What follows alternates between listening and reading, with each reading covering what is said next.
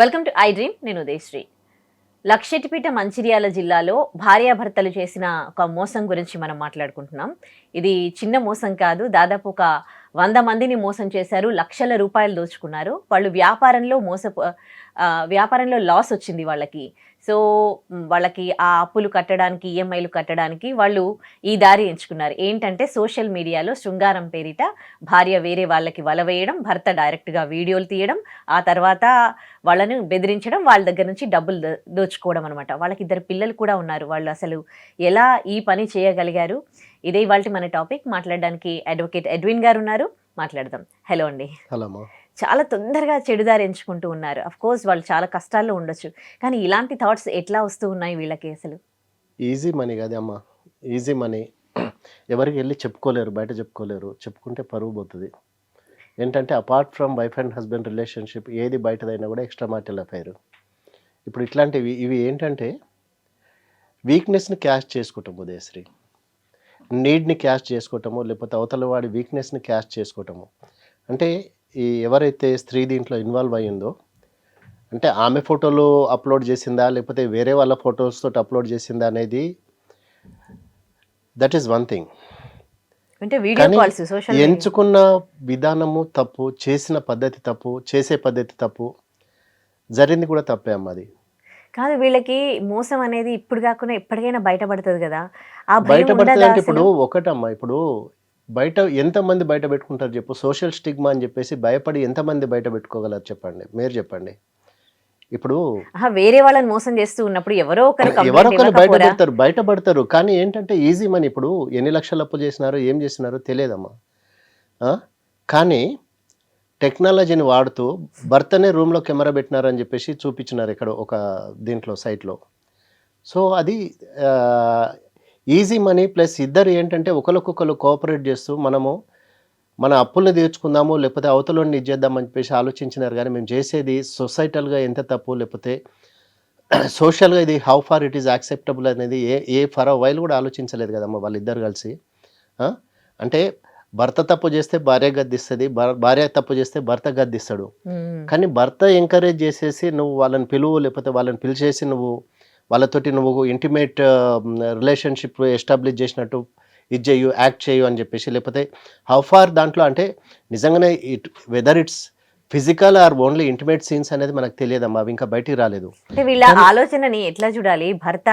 భార్య అంటే ఎట్లా? ఇప్పుడు నాకు మాత్రమే సొంతం అంటే అనుకుంటారు. ఇట్స్ ఇంకా అలాంటిది ఏంటంటే పర్వర్టెడ్ మైండ్ సెట్ అమ్మా. ఏంటంటే ఇంకా అంతకన్నా ఈజీ గేమ్ వస్తాయి. ఒకసారి ఒక అటెంప్ట్ చేసి ఉండొచ్చు, ఎవరో ఒకళ్ళు ట్రాప్ అయినారు, మీరు అడిగినంత డబ్బులు తీసుకొచ్చి ఇచ్చినారు. సో ఇది సక్సెస్ అయింది, ఇది మార్కెట్లో క్లిక్ అవుతుంది, లేకపోతే దీని ద్వారా మనం డబ్బులు సంపాదిస్తే మనల్ని ఎవరు క్వశ్చన్ చేసేవాళ్ళు లేరు అనే ఒక పాయింట్ ఆఫ్ వ్యూలో వాళ్ళు పోయినారమ్మా.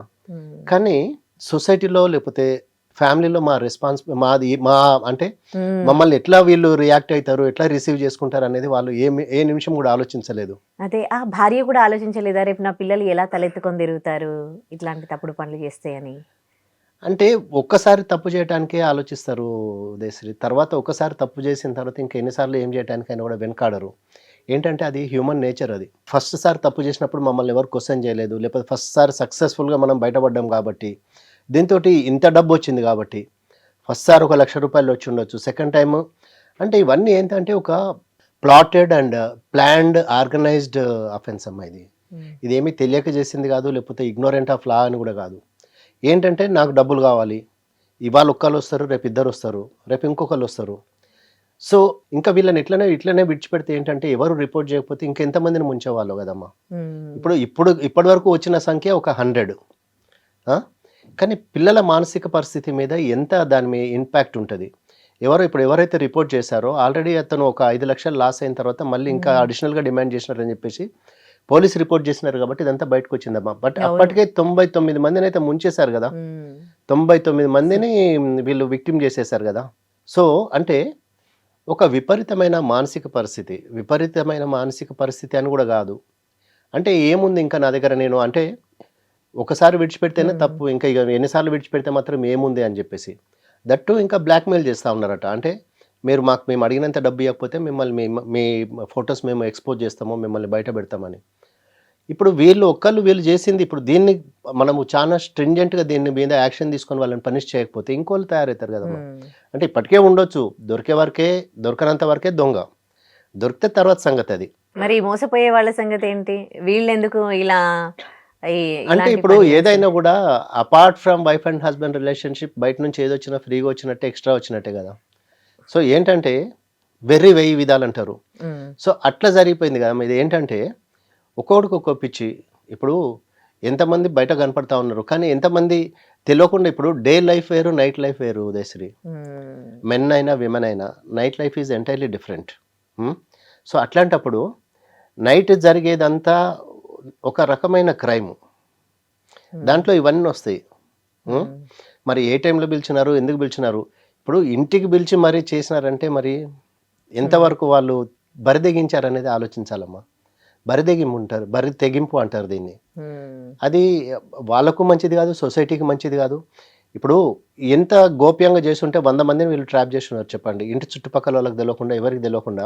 ఉమ్, దాంట్లో ఒక విక్టిమ్ పోయి రిపోర్ట్ చేసేంత వరకు కూడా అది బయటికి రాలేదంటే మరి వీళ్ళు ఎంత గోప్యంగా చేసినారు. ఉమ్. అంటే ఈ 100 మందిని ఎంత టైంలో, ఎంత టైం పీరియడ్లో వీళ్ళు ట్రాప్ చేసి ఉండొచ్చు. ఉం? అది కూడా ఇంకా ఎవరో బయట, ఎవరినో కాల్గాలనో లేకపోతే ఎవరినో బయట నుంచి ఉమ్.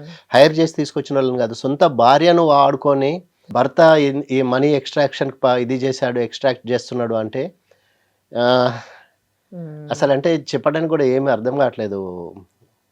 అంటే వాళ్ళంటే మోసపోయారు. డబ్బు సంపాదించడానికి వాళ్ళు ఇంకా ఆ దారి చూస్ చేసుకున్నారు. కానీ ఈ ఒక్క కేసులోనే కాదండి. ఇలా సోషల్ మీడియాలో ఆహ్, అంటే ఎక్స్‌పెక్ట్ చేసి ఇంకొక అమ్మాయిలతో చాలామంది ఇట్లా మోసపోతూ ఉంటారు. సో, వీళ్ళు నేర్చుకోవాల్సిందేంటి? ఎందుకు ఇంత తొందరగా ఏదో కావాలి అని ఇప్పుడు అనుకుంటారు? అది ఫ్రీకి కూడా ఏం రావట్లేదు కదా ఉదయశ్రీ. అదే దానికి కూడా నువ్వు దే ఆర్ ఇప్పుడు spending so much of money. ఇప్పుడు ఆ!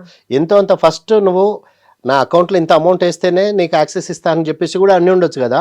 హ్మ్. మరి అట్లాంటప్పుడు ఎందుకు వీళ్ళు ఎక్స్పెక్ట్ చేయలేదు? అంటే ఇట్లా జరుగుతుంది, లేకపోతే మమ్మల్ని మేము ట్రాప్ అవుతున్నామని చెప్పేసి ఎందుకు ఈ ఆలోచించలేదు? ప్రతిరోజు పేపర్‌లలో దాంట్లో చూస్తూనే అదే ఉన్నారుగా న్యూస్. డెఫినెట్‌గా మెన్ తప్పు కూడా ఉందమ్మా. ఒక్క హ్మ్. అమ్మాయినే అంటానికి లేదు. ఇప్పుడు నువ్వు ఎప్పుడైతే స్క్రోల్ చేసినావో అప్పుడే నీకు వచ్చింది కదా. హ్మ్. నువ్వు ఎప్పుడైతే ఆమె పెట్టింది, ఆమె ఒక ఫోటో పెట్టింది, లేకపోతే తను ఏదో అప్లోడ్ చేసింది, దాన్ని చూసేసి దాన్ని నువ్వు లైక్ చేసి లేకపోతే దాని మీద కామెంట్ చేసినప్పుడు నీ అంతటి నువ్వే వెళ్ళి ట్రాప్ అయినావు కదా. హ్మ్. మరి out of the marriage what ever it is, that is extra కదా. ఎక్స్ట్రా హ్మ్. వస్తుందని చెప్పేసి ఆశపడితే ఏమైంది, మెయ్యబోయి మెడకేసుకున్నట్టు అయిపోయింది కదా. ఇప్పుడు డబ్బులు పోయినాయి, సొసైటీలో పరువు పోయింది, అన్నీ పోయినాయి. హ్మ్. ఆ? ఇప్పుడు వాళ్ళు అప్పులు కట్టుకున్నారు, ఏం చేసుకున్నారు, కానీ ఇద్దరు పిల్లల భవిష్యత్తు ఏంటమ్మా? రేపు అదే ఆ కదా! పిల్లలు ఏం తలెత్తుకొని అంటే తిరగలరు? ఇలాంటి లేకపోతే కేసెస్‌లో వాళ్ళకి ఎట్లాంటి పనిష్మెంట్స్ ఉంటాయండి? ఏం సివియర్ పనిష్మెంట్ ఉంటుందమ్మా? ఇప్పుడు వాళ్ళు ఇప్పుడు ఒక క్రిమినల్ ఒక ప్లాటింగ్ చేసినాడు అంటే డెఫినెట్గా దాని రిజల్ట్స్ లేకపోతే దానికి పరిష్కారం కూడా ఎత్తుక్కొని తను ఇట్లాంటి వాటిల్లో ఇన్వాల్వ్ అవుతాడమ్మా. హ్మ్. ఇప్పుడు 7 ఇయర్స్ లోపల కన్విక్షన్ పడే కేసు ఉందనుకోండి, అబ్సినిటీ కింద లేకపోతే ఐటీ యాక్ట్ కింద ఒకవేళ వాళ్ళ మీద కేసులు బుక్ చేసినా కూడా ఏంటంటే ఇప్పుడు ఆమె న్యూడిటీ ఎంతవరకు స్ప్రెడ్ చేసింది, లేకపోతే వాళ్ళతోటి నిజంగానే ఫిజికల్ రిలేషన్షిప్ ఎస్టాబ్లిష్ చేసుకుందా, లేకపోతే ఓన్లీ ఫోటోల వరకే షేర్ చేసిందా, లేకపోతే వాళ్ళ ఏమేమి పిక్చరైజ్ చేసిందనేది తెలియదు. So it all depends on the crime, nature of crime, ఎట్లాంటి దాంట్లో ఇన్వాల్వ్ అయింది, ఆ? ఎంతవరకు దాంట్లో అబ్సినిటీ ఉందనేది దాని మీద the police and court have to take a decision అమ్మ దాని మీద. హ్మ్. హ్మ్. 7 ఇయర్స్ కన్విక్షన్ పడే లోపల కేసు అయితే దానికి 41 సిఆర్పిసి ఇస్తున్నారు. మళ్ళీ బయటకు వచ్చిన తర్వాత వీళ్ళు ఏం చేస్తారు, సివియర్ పనిష్మెంట్ లేకపోతే సివియర్గా స్ట్రింజెంట్గా వీళ్ళను పనిష్ చేయకపోతే ఏంటంటే ఇక్కడ చేసిన వాళ్ళు ఇంకొక కూడా మళ్ళీ స్టార్ట్ చేస్తారు. అక్కడ నుంచి బేస్ మారుస్తారు కావచ్చు, మోస్ట్లీ హ్మ్. బేస్ మార్చేసి ఇంకొక స్టార్ట్ చేస్తారు. సో ఏంటంటే ఇట్లాంటి క్రైమ్లో, ఇట్లాంటి వాటిలలో ఫస్ట్ ఆఫ్ ఆల్ ఇన్వాల్వ్ కావటం తప్పు. హ్మ్. ఇన్వాల్వ్ అయినప్పుడు స్ట్రింజెంట్ పనిష్మెంట్ ఉండాలి, స్ట్రిక్ట్ పనిష్మెంట్ హ్మ్. కావాలి. వీళ్ళ మీద తొందరగా జ్యుడిషియరీ కూడా డిలే చేయకుండా, మచ్ ఫర్దర్ డిలే చేయకుండా ఇట్లాంటి వాళ్ళను ఎంత సివియర్ పనిష్మెంట్ ఇస్తే అంత స్ట్రాంగ్ సిగ్నల్ పంపుతామమ్మ సొసైటీకి మనము. అవును. అంటే సివియర్ పనిష్మెంట్స్ లేకపోవడం వల్లే వీళ్ళు ఇలా ఇలాంటి దారులు చూస్ చేసుకుంటున్నారా? అంతే మరి, అంతే కదా. ఏమైద్ది, నేను ఎవరో అడ్వకేట్ దగ్గర పోతే ఎవరో బయటికి తీసుకొని వస్తారు. ఇక్కడ కాకపోతే నేను హైకోర్టు పోతా, హైకోర్టు కాకపోతే ఇంకొక కోర్టుకు పోతా, నేను బయటకు వస్తా అని ఒక బరితెగింపే కదా మీది. హ్మ్. ఇప్పుడు చేసేది తప్పని వాళ్ళకి తెలుసు, భార్యకు తెలుసు, భర్తకు తెలుసు, ఇద్దరికి తెలుసు, దొరికితే ఏమైద్దని కూడా తెలుసు. అయినా కూడా మరి చేసినారంటే ఏంటి అది? ఇప్పుడు కష్టపడి సంపాదిస్తే ఎన్ని సంవత్సరాలు సంపాదిస్తే ఈ పైసలన్నీ తీరుస్తామనా, లేకపోతే ఏంటి అది మరి? హ్మ్. అదే. కానీ చేసింది తప్పు కదమ్మా. ఇప్పుడు మనం చేసేది తప్పు కాకుండా ఇంకా వేరే వాళ్ళకి కూడా మనం అడ్వైజ్ చేస్తున్నాం కదా, హ్మ్. మేము ఇట్లా సంపాదించడం, మీరు కూడా ఇట్లా చేయండి, లేకపోతే ఇట్లాంటివి చేయండి అని చెప్పేసి. ఇప్పుడు అట్లా మాట్లాడుకుంటా పోతే చాలా వస్తాయి కదా ఉదయశ్రీ. హ్మ్. So it's a wrong thing అమ్మ, చేసేది అనేది రాంగ్ థింగ్.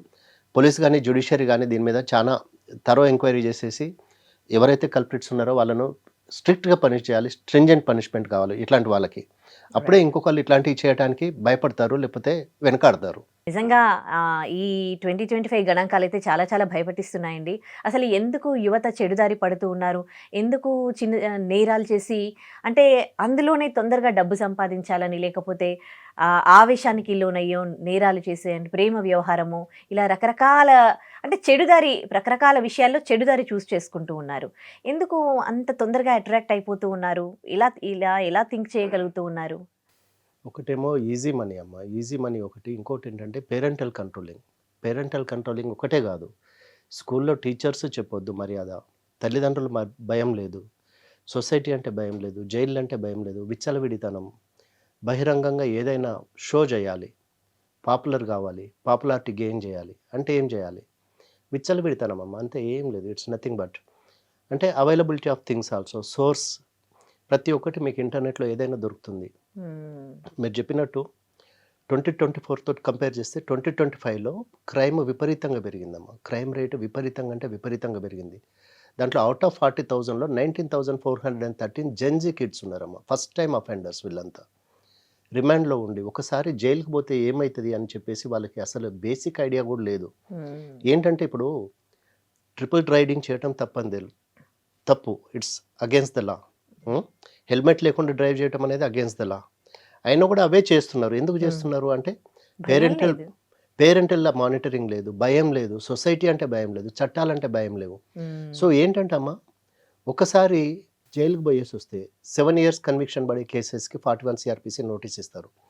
బయటకు వచ్చిన తర్వాత ఒకసారి పోయి వచ్చినా ఇంకేమవుతుంది నాకు అంటే ఏంటంటే దీన్ని స్కూల్లో నుంచే కంట్రోల్ చేయాలమ్మా. దీన్ని from the childhood itself. మొక్కాయి వంగంది మానయ్య వంగది అన్నట్టు చిన్నప్పటి నుంచి తల్లిదండ్రులు అసలు పేరెంటల్ మానిటరింగ్ అనేది చాలా అవసరం అమ్మ. ఇప్పుడు అక్కడ ఏం జరుగుతుందంటే ఉదయశ్రీ, పేరెంట్స్ ఇద్దరు పని చేసుకొని బ్రతకాలి.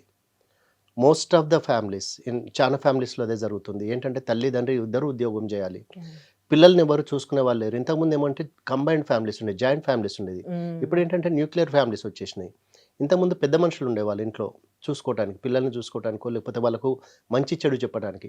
ఇప్పుడు అది చెప్పే వాళ్ళు ఎవరు లేరు. ఇట్స్ రియలీ అలామింగ్ అమ్మ. 19,413 మంది పిల్లలు ఫస్ట్ టైం అఫెండర్స్ కింద, Gen Z kids first time offenders కింద అరెస్ట్ అయినారు, లేకపోతే జైలుకి వెళ్ళినారంటే ఇట్స్ రియలీ అలామింగ్ అమ్మ. ఇప్పుడు గవర్నమెంట్ ఎంతసేపు మాకెంత వస్తుంది, లేకపోతే మాకేమొస్తుంది అని చెప్పేసి నంబర్ ఆఫ్ వైన్స్ పెంచుతున్నారు, లేకపోతే నంబర్ ఆఫ్ బార్స్ పెరుగుతున్నాయి. రోడ్ల పక్కన చూడండి మీరు, ఎక్కడ వైన్స్ పక్కకు పర్మిట్ రూమ్స్ ఇచ్చినారు. తాగి విచ్చలవిడితనంగా బయటకు వచ్చేసి రోడ్ల మీద అడ్డగోలుగా డ్రైవ్ చేస్తూ, బండ్ల మీద ముగ్గురు వెళ్తూ. ఎందుకు ఇట్లాంటి ఇప్పుడు ఒకటి డ్రగ్స్ ఎంత కంట్రోల్ చేసినా కూడా సప్లై పెరుగుతూ ఉంది, కంట్రోలింగ్ తక్కువ ఉందమ్మా అక్కడ. సో ఎంత కంట్రోల్ చేయగలదు గవర్నమెంట్ అయినా కూడా, గవర్నమెంట్ చేతిలో కూడా అంత లేదు. ఇప్పుడు ఒక కానిస్టేబుల్ ఎంతమందిని కంట్రోల్ చేయగలడమ్మా? ఒక కానిస్టేబుల్ అయినా లేకపోతే ఒక పోలీస్ స్టేషన్ అయినా కూడా ఎంతమందిని కంట్రోల్ చేయగలరు? మన దగ్గర ఉన్న రేషియో చాలా తక్కువ, పోలీసింగ్ రేషియో చాలా తక్కువ. సో అట్లాంటప్పుడు ఏంటంటే దాన్ని అడ్వాంటేజ్గా తీసుకుంటున్నారు. ఇంకోటి ఏంటి, స్కూళ్ళల్లో ఓన్లీ డ్రగ్ కన్జంప్షన్ కాకుండా డ్రగ్ పెడ్లింగ్ నడుస్తూ ఉంది. చిన్నపిల్లల్ని వాడుతున్నారు. ఏంటంటే మైనర్లు అయితే తొందరగా బయటకు వస్తారని. సప్లై చేసే వాళ్ళు ఎవరో, చేయించే వాళ్ళు ఎవరో, ఎక్కడి నుంచి వస్తుందో తెలియదు. కానీ వీళ్ళు మాత్రం ఫస్ట్ టైం జైలుకి వెళ్ళిపోతున్నారు. దొరికినారు అనుకోండి, ఏం చేస్తారు, జైలుకి పంపిస్తారు. కానీ జైల్స్ రిఫార్మ్ సెంటర్స్గా ఇక్కడ ఉంటున్నాయమ్మా. అవి జువైనల్ హోమ్కి వెళ్తే అక్కడ ఇంకా ఎక్కువ క్రిమినల్స్ తయారవుతున్నారు.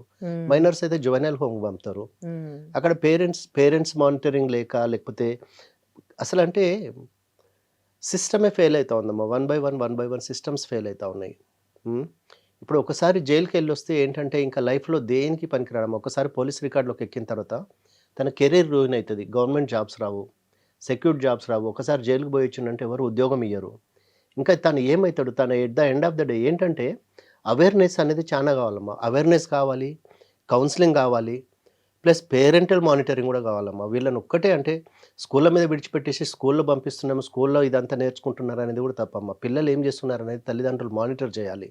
ఇప్పుడు ఆస్ట్రేలియా ఇంకా సమ్ అదర్ కంట్రీస్ ఏంటంటే 16 years బిలో చిల్డ్రన్కి ఇంటర్నెట్ వాడకం మానేసినారు. ఇంటర్నెట్ ఇవ్వట్లేదు, ఫోన్స్ ఇవ్వట్లేదు. ఇప్పుడు మన దగ్గర ఏమవుతుంది, ఫోన్ ఇవ్వకపోతే తల్లిదండ్రులు పిల్లలకు ఫోన్లు ఇస్తూ ఉన్నారు. తల్లి బిజీ ఉంటుంది, తండ్రి బిజీ ఉంటాడు, పిల్లలకు ఫోన్ ఇస్తే వాళ్ళు ఆడుకుంటారు కదా అని. కానీ అక్కడ మీరు ఏంటంటే ఒకసారి మీరు స్క్రోల్ చేయడం స్టార్ట్ చేస్తే ఎండ్లెస్గా వెళ్ళిపోతూ ఉంటుంది. ఏమొస్తున్నాయో తెలియదు, ఎవరు చూస్తున్నారో తెలియదు, కాబట్టి ఏమొస్తున్నాయో కూడా తెలియదు. అట్లా అంటే సిస్టమ్ మనమే దాన్ని పాడు చేసుకుంటున్నామమ్మా. వాళ్ళు ఎవరు ఇది కాదు. దాన్ని ఎవరిని బ్లేమ్ చేయలేము. ఉమ్, సో ఏంటంటే బేసికలీ ఒక అమ్మాయి గానీ, లేకపోతే ఒక మైనర్ చైల్డ్ గానీ, ఒక మైనర్ గర్ల్ గానీ రూమ్‌లోకెళ్ళి తలుపేసుకొని లోపటనే కన్‌ఫైన్ అయ్యి ఉంటుంది. లేకపోతే ఫోన్‌కి లాక్ చేసుకొని పెట్టుకుంటుంది. ఫోన్‌లో ఏమైతుందో తెలియనప్పుడు పేరెంటల్ మానిటరింగ్ అనేది చాలా అవసరమమ్మా. ఉమ్, దండించిన మంచిదే, శిక్షించిన మంచిదే గానీ, ఇప్పుడు స్కూళ్ళల్లో టీచర్స్ శిక్షించలేరు. టీచర్స్ చెప్పలేరు. ఏమనంటే మళ్ళీ టీచర్స్ మీదకి పోవటం, పేరెంట్సే గొడవ వేసుకోవటము, లేకపోతే పోలీస్ కేసులు బుక్ చేయటము. సో, టీచర్స్ కూడా విడిచిపెట్టినారు. మేమెందుకు రెస్పాన్సిబిలిటీ తీసుకోవాలని. ఇప్పుడు ఉమ్. ఎప్పుడైతే టీచర్ చేతిలో నుంచి ఏది బెత్తం పోయిందో, అప్పటి సిస్టమ్ పాడవటం స్టార్ట్ అవును. అయిందమ్మా. ఇక్కడ అది అంటే ఎవరిని తప్పు పట్టలేని పరిస్థితిలో ఉందే అనిపిస్తుంది ఒక్కోసారి. ఇప్పుడు పేరెంట్స్ కూడా ఇద్దరు వర్క్ చేసి వస్తూ ఉంటారు. ఇంటికొచ్చేసరికి ఒక స్ట్రెస్ ఫీల్ అవుతూ ఉంటారు.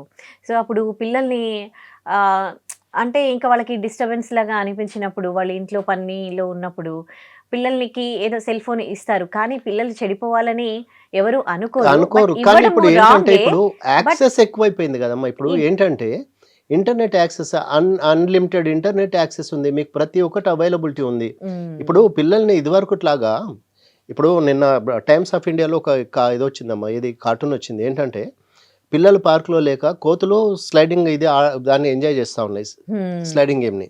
పైనుంచి జారుడు బల్ల అంటారు గదా! దాన్ని ఎంజాయ్ చేస్తా ఉన్నాయి. ఇంతకుముందు గూడా ఒక జోకొచ్చింది. "అరే బాబు బయట పోయి ఆడుకోపోరని" చెప్పేసి బాబుని వాళ్ళ ఫాదర్ బెదిరిస్తే, "డాడీ నాకు 300 ఇయ్యి నేను ఇంటర్నెట్ గేమ్స్ ఆడుకొనొస్తానంటా" ఉన్నాడు. హ్మ్. అంటే ఏంటంటే పేరెంటల్ ఫెయిల్యూర్ గూడా ఉందమ్మా దీంట్లో. ఒక్క పిల్లల్ని అంటం గాదు. ఇప్పుడు అదే. వాడు వద్దన్నప్పుడు, వద్దన్న పని చేస్తున్నప్పుడు మీరు మానిటర్ చేయాలి. స్ట్రిక్ట్‌గా మీరు మీరు మీ మీ పిల్లల్ని మీరు కంట్రోల్ చేసుకోవాలి. హ్మ్. ఇప్పుడు బయటోళ్ళు ఎవరు కొట్టి చెప్పలేరు, తిట్టి హ్మ్. చెప్పలేరు. కానీ మీరు యాస్ పేరెంట్స్ ఇప్పుడు కనటం ఒక్కటే కాదు గదమ్మా! అవును. వాళ్ళని పెంచి సరైన అవును.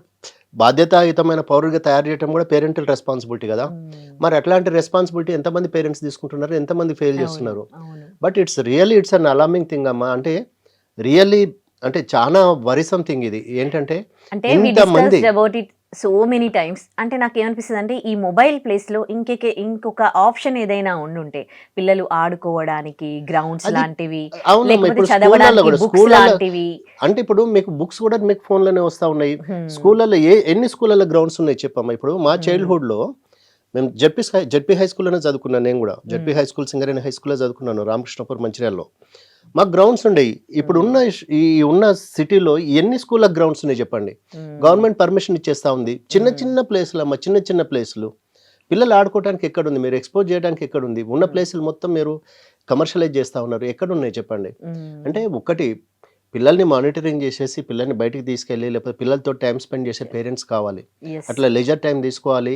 పిల్లలకు టైమ్ ఇయ్యాలి. పిల్లలతోటి స్పెండ్ చేయాలి. పిల్లలు ఏం హ్మ్. చేస్తున్నారో చూడాలి. Please keep check their books. What is happening. Please hmm. Check what they are doing. అది పేరెంటల్ మానిటరింగ్ అనేది చాలా అవసరమమ్మా. ఈరోజు ఇంతమంది పిల్లలు ఇంత సైబర్ క్రైమ్ కావచ్చు, లేకపోతే డ్రగ్స్ కావచ్చు, లేకపోతే పోక్సో కావచ్చు, లేకపోతే చైల్డ్ అబ్యూస్ కావచ్చు, లేకపోతే పోర్న్ సైట్స్ కావచ్చు, ఏదైనా గానియండి. హ్మ్. బట్ ఈ రోజు ఏదైతే ఫిగర్ బయటకొచ్చిందో దట్ ఈస్ రియల్లీ అలార్మింగ్ అమ్మా. అంటే గవర్నమెంట్ ఒకటే గాదు. ఈవెన్ పేరెంట్స్ గానీ, లేకపోతే సోషల్ ఎన్‌జీఓస్ గానీ, లేకపోతే సోషల్ యాక్టివిస్ట్ గానీ దీని మీద కొంత ఫోకస్ చేసేసి దీని గురించి ఆలోచించాల్సిన టైం అమ్మా ఇది. అంటే మనం దిస్ ఈస్ ఫెయిర్‌గా రియల్లీ మాట్లాడుకుంటే ఈవెన్ పేరెంట్స్ అయినా గాని 8 అవర్స్, 9 అవర్స్ వర్క్ చేసేసొస్తారు అది ఆఫీస్‌లో. కాదమ్మా. సో, కానీ అంటే నాకేమనిపిస్తుంది అంటే ఈవెన్ ఇక్కడ వర్కింగ్ అవర్స్ కొంచెం తగ్గినా కూడా అది గూడా అంటే నేనంటున్నాను government responsibility and companies responsibility. ఎందుకంటే అది మన ఫ్యూచర్‌ని థింక్ చేయాలి. మన స్టేట్ గురించి థింక్ చేయాలి. యూత్ గురించి థింక్ చేయాలి. అట్లాంటప్పుడు అంటే వాళ్ళకి కొంచెం టైమింగ్స్ అనేది పేరెంటల్ తగ్గిస్తే. మానిటరింగ్ ఒకటి అవసరమమ్మా. లేకపోతే స్కూళ్ళలో గూడా వీళ్ళకు ఈ అవేర్‌నెస్ అనేది రావాలి. అహా! వీళ్ళకు ఒక్కటి చెప్పండి. ఇప్పుడు 8, 9 అవర్స్ వాళ్ళు వర్క్ జేస్తారు. ఇంటికెళ్ళి మళ్ళీ వాళ్ళ పిల్లల మీద అంత ఫోకస్ పెట్టగలుగుతారా వాళ్ళు? పెట్టలేరు. ఆ! అందుకే గదమ్మా ఇప్పుడు ఇంత ఇంత వచ్చేది. ఇప్పుడు మనం చిన్నగున్నప్పుడు మరి ఇంత క్రైమ్ లేదు మరి. హ్మ్. మరి ఈ రోజు ఎందుకంటే ఇంత వైఫ్ అది పార్ట్నర్ ఏంటి ఇంట్లో కానీ ఉండేది. ఇప్పుడు ఏంటంటే ఇప్పుడు ఇద్దరు ఎర్న్ చేయాలి కాబట్టి చెయ్యాలి కంపల్సరీ తప్పదు. బయటికెళ్తున్నారు. యాహ్! దాన్ని వీళ్ళు అడ్వాంటేజ్‌గా తీసుకుంటున్నారా? తీసుకుంటున్నారు. దాన్ని మిస్‌యూజ్ చేస్తున్నారమ్మా. ఇప్పుడు హ్మ్. ఏదైతే మనకు ఫ్రీడమ్ ఇచ్చినారో దాన్ని మిస్‌యూజ్ చేస్తున్నారు అంతే. ఇప్పుడు కూతురు ఎటు పోతుందో తల్లికి తెలవదు, తండ్రికి తెలియదు. కొడుకు ఎటు కరెక్ట్. పోతున్నాడో తల్లికి తెలియదు, తండ్రికి తెలియదు. ఎక్కడి నుంచి వస్తున్నాడో, ఎప్పుడు వస్తున్నాడో కూడా తెలియదు. ఏంటంటే స్ట్రెస్‌ఫుల్ లైఫ్ అయిపోయింది. దానికి తోడు ఇవన్నీ ఇంకా మీకు అవైలబిలిటీ ప్లెంటీ అయిపోయింది. సో, దాన్ని మిస్‌యూజ్ చేస్తున్నారమ్మా. But it has to be controlled yeah! Somewhere. Yeah! Changes అనేవి రావాలి. చేంజ్ అన్నీ అనేది యాహ్! రావాలి. పేరెంటల్ మానిటరింగ్ రావాలి. రావాలి. లేకపోతే మోర్ కౌన్సెలింగ్ సెంటర్స్ రావాలి. యాహ్! స్కూళ్ళలో గూడా వీటి గురించి ఎడ్యుకేషన్ స్టార్ట్ చేయాలి. అవేర్‌నెస్ రావాలి. Let's hope for that Udayasri. Yeah! Parental monitoring ఇది రావాలంటే ఏంటంటే అమ్మా, parents most of the time వాళ్ళ మేజర్ మోస్ట్ ఆఫ్ ద మంచి క్రూషియల్ టైంని ఆఫీస్లలో స్పెండ్ చేస్తున్నారు. ఒకవేళ వర్కింగ్ అవర్స్ దాన్ని రెడ్యూస్ చేసేసి అదే ఆ టైంని వాళ్ళు పేరెంట్స్కి వాళ్ళ పిల్లలతో గడిపే టైం ఇచ్చినా, లేకపోతే ఒకవేళ అదే టైంలో మీరు ఇంటి దగ్గర మీ పిల్లలతో ఉంటూ మీరు వర్క్ ఫ్రమ్ హోమ్ అని చెప్పేసి మీరు స్టార్ట్ చేసినా కూడా that will be a very good initiative అమ్మ. అంటే కొంత ఫ్రీ టైం పేరెంట్స్ కూడా ఇవ్వాలి. ఇప్పుడు పిల్లలు ఇట్లా మీరు అన్నట్టు ఇంతకుముందు మీరు చెప్పినట్టు నేటి పౌరులే నేటి బాలబాలికలే రేపటి పౌరులు అన్నట్టు, ఇప్పుడు ఒక జనరేషన్ పాడైపోయిన తర్వాత మీకు సాఫ్ట్వేర్ కంపెనీలకు రావాలన్నా, గవర్నమెంట్కి రావాలన్నా, ఎక్కడి నుంచి వచ్చినా కూడా ఇట్లాంటి క్రిమినల్సే వస్తారు తప్ప మీకు అంతా ఫేర్ హ్యాబిట్స్ ఉండి క్లీన్ హ్యాబిట్స్ ఉన్న పిల్లలు దొరకడం అంటే కూడా కష్టమైంది. సో అట్లాంటి అంటే it's a social responsibility and it's a responsibility of the government and the software companies and everybody has to think of this అమ్మా. దాని మీద ఆలోచించేసి దీని మీద ఫోకస్ చేసేసి, అంటే దీని రూట్ కాజ్ ఏంటి, ఎక్కడి నుంచి ప్రాబ్లం స్టార్ట్ అయింది అనేది దాని మీద ఫోకస్ చేసేసి దాని గురించి ఒకవేళ దాని మీద ఇన్వెస్టిగేషన్ స్టార్ట్ అయ్యి లేకపోతే దీని మీద ఫోకస్ చేయగలిగితే that will help in so many ways అమ్మా. అంటే కనీసం ఒక జనరేషన్ ఇట్లా ఎందుకు అవుతుందనే దాని మీద ఒక సర్వే కానీ స్టార్ట్ అయితే డెఫినెట్లీ దిల్ బి సొల్యూషన్ ఉంటుందమ్మా. డెఫినెట్ గా మీరు చెప్పినట్టు యూత్ చేంజ్ చేయాలంటే ఒక్క పేరెంట్స్ ఒక్కరే కాదండి, పేరెంట్స్ ఒకటి కాదమ్మా, డెఫినెట్ గా. అంటే ఇప్పుడు గవర్నమెంట్ కానీ లేకపోతే ఏదైతే సాఫ్ట్వేర్ కంపెనీలో పనిచేస్తున్నారో సాఫ్ట్వేర్ కంపెనీస్ కానీ, ఇది అందరి కలెక్టివ్ రెస్పాన్సిబిలిటీ అమ్మా. ఒక్కళ్ళతోటి లేకపోతే ఒక్క ఓవర్ నైట్ లో వచ్చేది కాదు. Over a period of time దీన్ని టైం తీసుకొని చేస్తే తప్ప డెఫినెట్ గా there'll be a positive result అమ్మా. That we should see definitely and we have to work towards it అమ్మా. సో ఏంటండి అంటే పెళ్లిళ్ళ మీద అయితే ఒక నెగటివ్ ఫీల్ వచ్చేసింది చాలా మందికి. పెళ్ళిళ్ళు చేసుకోవడానికి ఫస్ట్ ఆఫ్ ఆల్ ఎవరు ఇంట్రెస్ట్ చూపించట్లేదు. చేసుకున్నా ఒకవేళ డివోర్స్ తీసుకోవాలని అని అనుకున్నా కానీ కోర్టులలో లెందీ ప్రాసెస్, దానివల్ల వాళ్ళ ఫ్యూచర్ వాళ్ళ లైఫ్ ఏమవుతోంది? కరెక్ట్ పాయింట్ అమ్మా. అది ఏంటంటే ఫస్ట్ ఆఫ్ ఆల్ అదే చేసుకోవడానికి విముఖత, చేసుకోవడానికి ఇష్టపడలేదు, లేట్ మ్యారేజ్ చేసుకున్న తర్వాత కలిసి ఉంటున్నారా అంటే అది లేదు. And top of it life span కూడా తగ్గుతుంది కదమ్మా. ఇప్పుడు ఇంతకుముందు 60-70 ఇయర్స్ బతికేది ఇప్పుడు 40-45 ఇయర్స్లోనే అన్నీ చూసేస్తున్నారు, అన్నీ అయిపోతున్నాయి. అంటే టుమారో ఈజ్ అన్సర్టన్ అనే కాడికి వచ్చేసిందమ్మా. దానికి ఎందుకు కొట్లాడుకుంటూ బ్రతకటం, ఎందుకు విడిపోదాం, కలిసి ఉంటే నో ప్రాబ్లం. కానీ ఎప్పుడు మిస్ మ్యాచ్ అవుతుందో, ఎప్పుడైతే వాళ్ళకి ఇంకా మేము మ్యాచ్ కాలేము లేకపోతే మేమిద్దరం కలిసి ఉండలేము అన్నప్పుడు approach in the court of లాలో ఏమవుతుందమ్మా, ఇప్పుడు వాళ్ళిద్దరూ డిసైడ్ చేసుకునే వస్తున్నారు మేము కలిసి ఉండము, ఇంకా మేము ఉండే ఉద్దేశం లేదు అని. కోర్ట్స్ వాళ్ళను కలిపి ఉండటానికి విడిపోవటం చాలా ఈజీ అమ్మ, కానీ కలిసి ఉండటమే చాలా కష్టము. సో కోర్ట్స్ ఏంటంటే దాని మీద ఒక పాజిటివ్ ఇది తీసుకొని కన్సర్న్ తీసుకొని విడిపోతున్న జంటలు ఎక్కువైనాయి కలిసి ఉండే వాళ్ళకన్నా, విడిపోతున్నారు కాబట్టి వీళ్ళని కల్పించాలని చెప్పేసి మెడిసిన్ సెంటర్స్ స్టార్ట్ చేసినారు, ప్లస్ కౌన్సిలింగ్ సెంటర్ స్టార్ట్ చేసినారు. అయినా కూడా ఏంటంటే మీడియేషన్ సెంటర్లలో లేకపోతే కౌన్సిలింగ్ సెంటర్లలో కూడా అక్కడ కూడా 3 months 4 months 5 months అట్లా జరుగుతూ ఉందమ్మా. ఏంటంటే అబ్బాయి వచ్చిన రోజు అమ్మాయి రాక, అమ్మాయి వచ్చిన రోజు అబ్బాయి రాక, ఇద్దరున్న రోజు కౌన్సిలర్ రాక, ఇట్లా నాకే చాలా కేసెస్ నా కేసెస్లో చాలా ఇంకా కౌన్సిలింగ్ స్టేజెస్లో ఉన్నాయి. అట్లా ఏంటంటే వీళ్ళిద్దరు వచ్చిన రోజు అక్కడ జ్యుడిషియల్ ఆఫీసర్ ఉండక, ప్లస్ నంబర్ ఆఫ్ కేసెస్ కూడా పెరుగుతూ ఉన్నాయమ్మా. Day by day number of cases పెరుగుతూ ఉన్నాయి. ఏంటంటే ఈ జ్యుడిషియరీ సిస్టంలో చాలా సంస్కరణలు రావాల్సి ఉందమ్మా. ఏంటంటే ఇప్పుడు ఇష్టం లేదు వాళ్ళిద్దరికి, ఇష్టపడటానికి కలిసి ఉండటానికి ఇష్టపడలేదు, కనీసం వాళ్ళు విడిపోవటానికన్నా వాళ్ళకు మనం ఒక ఫేర్ ఓపెనింగ్ ఇవ్వాలి. అంతే తప్ప వాళ్ళను మీరు ఎంతకాలం డ్రాగ్ చేస్తే అంతకాలం వాళ్ళిద్దరు ఒకరినొకరు కలుసుకుంటూ చూసుకుంటూ వాళ్ళిద్దరు కలిసి ఉంటారు అనేది. ఇప్పుడు ఏంటంటే ఇదివరకు అట్లాగే ఏంటంటే ఇంతకుముందు ఏంటంటే ఫైనాన్షియల్ ఇండిపెండెన్స్ లేక గర్ల్స్ కాంప్రమైజ్ అయిపోయి కలిసి ఉండేవాళ్ళు, లేకపోతే ఇంకా వేరే ఆధారం లేక వేరే మార్గం లేక చెలోబై ఇంకా కాన్వర్ట్ సిచ్యుయేషన్లో కలిసి ఉండేవాళ్ళు. కానీ ఇప్పుడు అట్లా కావట్లేదమ్మా. అమ్మాయిలు అబ్బాయిలకు ఈక్వల్గా సంపాదిస్తున్నారు, అబ్బాయిలు అమ్మాయిలు ఇద్దరు ఈక్వల్గా సంపాదిస్తున్నారు, ఇద్దరు ఫ్యామిలీ రెస్పాన్సిబిలిటీ షేర్ చేస్తున్నారు, ఇద్దరు రెస్పాన్సిబిలిటీ తీసుకుంటున్నారు. అట్లాంటప్పుడు మాకు మ్యాచ్ కావట్లేదు, మేము ఉండట్లేదు అన్నప్పుడు వాళ్ళకు ఒక ఫేర్ ఆప్షన్ ఇవ్వాలి. అంతే తప్ప లైఫ్ స్పాన్ కూడా తగ్గి వాళ్ళ లైఫ్లో వాళ్ళకు అంటే that is the minimum thing what they expect from the other partner కదమ్మా.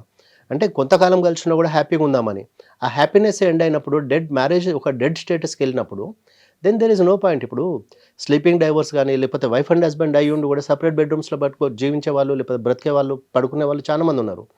అంటే it's not only for the physical relationship or physical intimacy, కనీసం అంటే ఇద్దరి మధ్య డైలాగ్ కూడా సీజ్ అయిపోయినప్పుడు అట్లాంటి రిలేషన్షిప్స్ని అట్లాంటి డెడ్ రిలేషన్షిప్స్ని కంటిన్యూ చేయడం దెర్ ఇస్ నో పాయింట్ అమ్మా. సో ఏంటంటే కోర్ట్స్లో కూడా ఏంటంటే స్పీడీ ట్రయల్ కావాలి, ఫాస్ట్ ట్రాక్ కోర్ట్స్ కావాలి, దాన్ని డ్రాగ్ చేయకుండా వద్దనుకున్నప్పుడు వాళ్ళను వాళ్ళ దారి వాళ్ళు పోయేటట్టు వాళ్ళను అలో చేయాలి. కోర్ట్స్ అయినా లేకపోతే జ్యుడిషియరీ అయినా. అంతే తప్ప మేము వాళ్ళిద్దరు కలిసి ఉంటే ఇంకా ఫ్యూచర్‌లో వాళ్ళు కలిసి ఉంటారేమో అని. ఇప్పుడు పిల్లలున్నోళ్ళ గురించి అయితే 10 సార్లు ఆలోచిస్తామమ్మా. ఇద్దరు వైఫ్ అండ్ హస్బెండ్ పెళ్లి చేసుకున్న ఒక 1 ఇయర్ లోపలనే డైవోర్స్‌కి వస్తా ఉన్నారు. ఎందుకంటే మిస్ మ్యాచ్ అయితుంది అంటున్నారు. మాకు మ్యాచ్ కావట్లేదు అంటున్నారు. లవ్ మ్యారేజెస్‌లో కూడా వస్తా ఉన్నారు. అంటే ఏంటంటే నాట్ ఓన్లీ సొసైటీ లేకపోతే వాళ్ళ మైండ్ సెట్ కావటం అని కాదు. అంటే కలిసి ఉండలేకపోతున్నారు ఒక రూఫ్ కింద. ఒక నెగెటివ్ ఇంపాక్ట్ ఇది డెఫినెట్లీ సొసైటీ మీద. నంబర్ ఆఫ్ డైవర్సెస్ పెరగడం అనేది ఇట్స్ అ నెగెటివ్ థింగ్. కానీ ఏంటంటే ఉన్నది ఒకటే జిందగీ అయినప్పుడు దాన్ని ఎందుకు మేము సఫర్ చేయాలి? దాంట్లో ఎందుకు మేము కరెక్ట్. ట్రబుల్ ఇది చేయాలి, ఫేస్ చేయాలి అని చెప్పేసి వాళ్ళు ఆలోచిస్తున్నారు. మా ఇద్దరికి ఇష్టం లేనప్పుడు మీరెవరు మమ్మల్ని ఫోర్స్ చేయడానికి? మా ఇద్దరికి ఇష్టమైనప్పుడు మేము పెళ్లి చేసుకుంటాం అన్నప్పుడు మీరు పెళ్లి చేసినారు కదా! మేము విడిపోతా అన్నప్పుడు మమ్మల్ని ఎందుకు ఫోర్స్ చేస్తున్నారనే క్వశ్చన్ చేస్తా ఉన్నారు. ఇప్పుడు నా దగ్గరకు వచ్చిన చాలామంది నేను కూడా కౌన్సిలింగ్ చేస్తూ ఉంటా.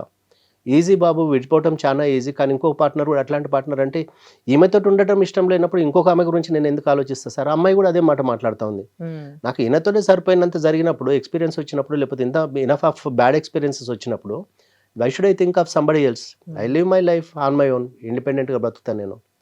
They'll be nobody to question me. అదే ఒక ఆలోచన ధోరణి వస్తూ ఉందమ్మా. సో ఏంటంటే విడిపోతున్న జంటలు ఎక్కువైనాయి.